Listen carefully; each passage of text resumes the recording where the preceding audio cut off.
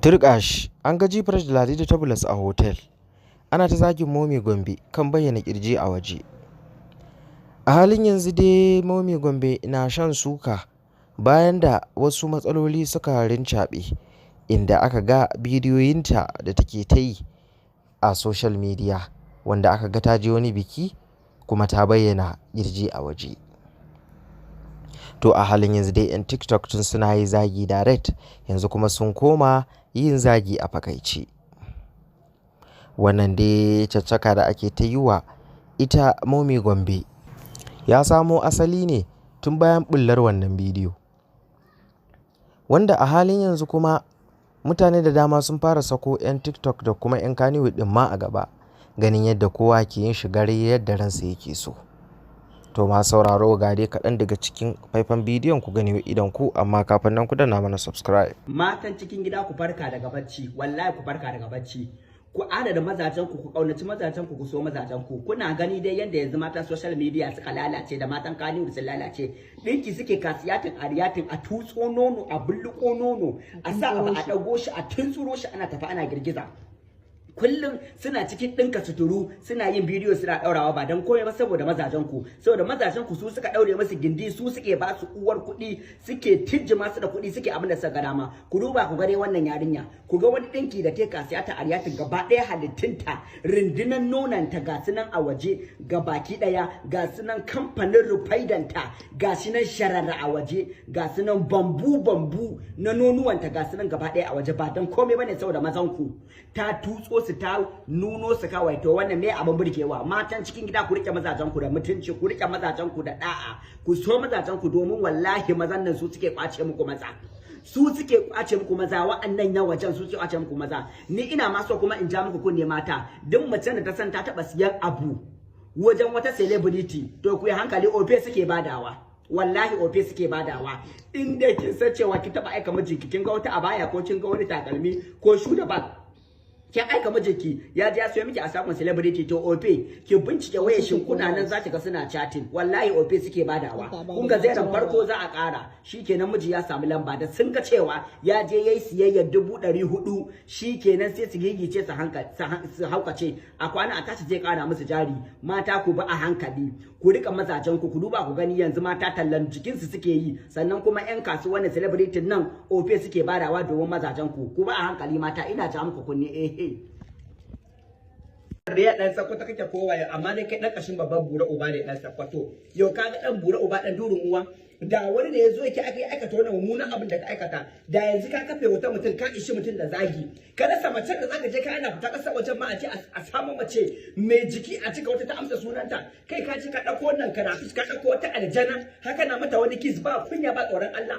Jibe ka can da kai namiji, da kai kyakkyawan namiji, banda iskanci ku kuna lalata kuruciyarku, kuna asarar jikinku da ruwan jikinku, kuna zuwa kuna ba ma wa'annan karmasassun busassu wai saboda kuɗi. Duk wani ɗan Najeriya da yake fita wai tafi ƙasar waje, ƙasar Turawa, je wai na auren wai baturiya, wallahi ba shi da hankali, bai san inda yake bai ciwo bane. Mata sun kare a Najeriya ne, ko ku arziki ya kare a Najeriya da ba za ka, ina da kuɗin da zan tafi kan jirgin tafi ƙasar waje neman kuɗi, ai gara in juya in yi jari da su, in yi business.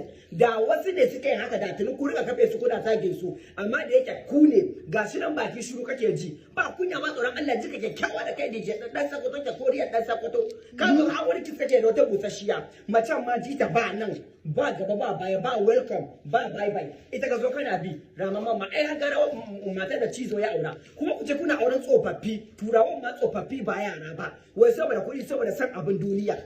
Wannan zan je in gida gata da su, wannan ai sai tsohuwar ka ce, wallahi wannan ta yi sa'an babanka dan sakwato, ta yi sa'an babanka. Banda babban bura uba, kai dan kashin bura uba ne, dan kutuma babban bura uba ne, kai ka rasa wanda aka ce ka aure, sai ku je kuna auren wasu turawa saboda su ba ku abin arziki. Uban mai za ku yi da kuɗin su? Ku dage a ƙasar ku nemi na kanku, ku nemi arzikin ku a ƙasar ku, Allah zai dafa muku, sai ku fita wata ƙasa. Jira Allah, abin kunya da kake da ka ja mana, kyakkyawa da kai ya kamata a ce ka samu wata karamar yarinya kyakkyawa ai shekara 14, 15 ka aura, ku je kuna auren wasu turawa kasashen wasu, ku je ne a banza. Na farko dai ƴaƴan da kuka haifa ba su za ku yi ba, kun yi wasting time ɗinku. Baba ku ƴaƴan nan za su yi, ko kun haifi ƴaƴa nawa da su, na farko arzikin da kuka tara a ƙasan su kwace. In ta gaji da kai ta gama kwashe maka arziki, ta kai ka ƙara kotu, kuma dole a bata ƴaƴa. Wai kuna neman wai takarda, wasu da kuna neman wai takarda ku zauna a ƙasan. dole ne sai kun aure su ku je ku yi asarar lokacin ku a banza ƴaƴan ku kuna ji kuna kallo kun haifi ƴaƴa da turawa amma ba halin a baku su kula da su ƙasar ku wani irin asara kenan ka je ka da aure wata tsamusasshiya wata tsohuwa karafi kirji ko ina a tsotsa ko ina a lamishi a lalace jiki duk tatu wannan hanya ma musulma ce kuwa dan bura uba dan sakwatan bura. To barka da dawowa. Labari na gaba kuma a halin yanzu shine G-Fresh Kano Star Material an gan shi da Ladidi Topless akan hanyar hotel. A halin yanzu dai inda aka ga G-Fresh din sun yada zango tsakanin shi da Ladidi Topless din inda suka tsaya a wani restaurant domin su siyi kayan marmari da kuma kayan abinci. A dai wannan bidiyo dai an ga G-Fresh din yana bayyana cewa ya ɗauko hajiyarsa Hajiya Takawarki Lafiya, wato dai Ladidi Topless din kenan. Kowa da ya san cewa wannan relationship ko kuma ce mu'amala tsakanin Kano Star Material G-Fresh da kuma Ladidi Topless ya samo asali tun bayan da Ladidi Topless din take hawa waƙoƙin soyayya da hoton G-Fresh, inda take kafa hoton shi a TikTok take masa waƙa, wanda hakan ne fa ya jawo aka fara saka musu alamar tambaya.